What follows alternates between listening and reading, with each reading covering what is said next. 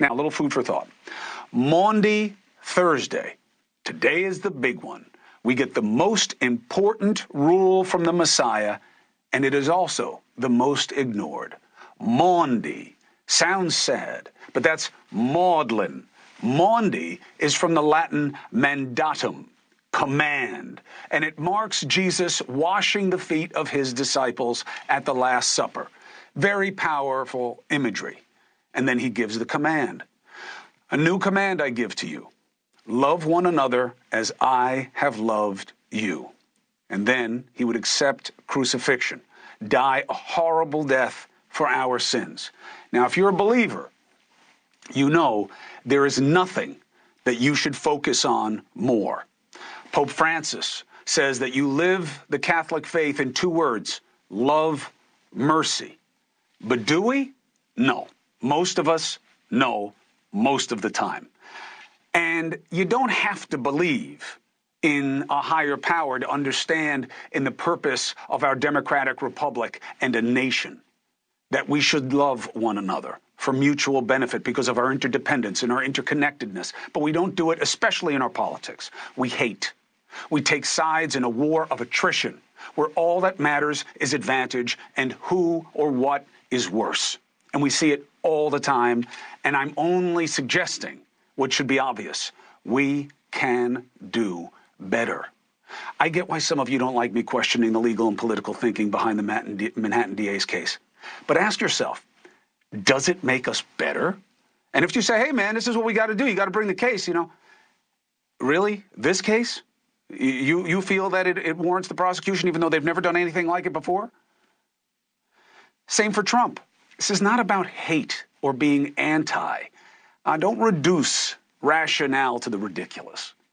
Trump's followers, I know some of them are ugly people who believe ugly things. That's true if you go far down the spectrum of the other side as well. But it doesn't matter. It's not about both sides. It's about better. And there are many people who want Donald Trump because they have feelings and fears and concerns that I think create an opportunity for someone to show that we can be better. Trump has never represented a better brand of politics.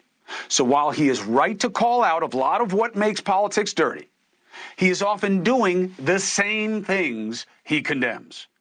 Now, last night, some of you thought that this point went sideways on me, that I didn't have the goods in this exchange with Bill O'Reilly. Trump does not offer you a promise. We had more people kicked out of his administration for mis and malfeasance that we've ever seen. He never condemned any of them unless it was convenient. And yet, you prop him up as if somehow he's better. I'm trying to think back on who was kicked I know, out. You can't even remember because there were so many. He had several different cabinet-level people get him problems. He had problems all over his political class. I'll get you a whole list. Give me one name, I'll get you a whole list. You see, this is him thinking he has squeeze in his eyes. I can't remember. Please. He's a historian, okay? I try not to relitigate the past because I don't know that it makes anything better. I am obsessed with now, the present. Of course you should learn from the past. But you only control what you're doing right now. And what we can do and what we can say right now is my focus most often. But don't mistake my discretion for weakness. Bill may have forgotten, but the facts are always a Google away. And here they are. 15 or 16 real ranking members of the Trump administration went out for doing bad things, okay? Now, these are all their titles. What I wanted was also just one line about what each of them did. But if you look this up, take a picture of this, okay? Take a screen grab of it.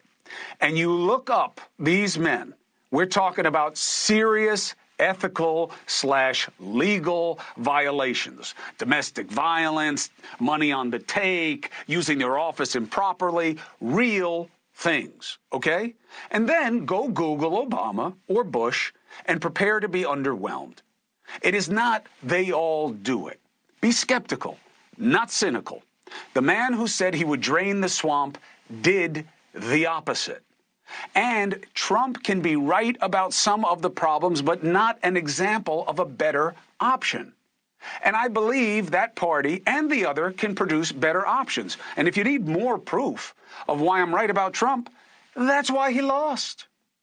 And that's why the midterms were not a red wave. I see that as an opportunity, and that's my only point. Hey, thank you for watching.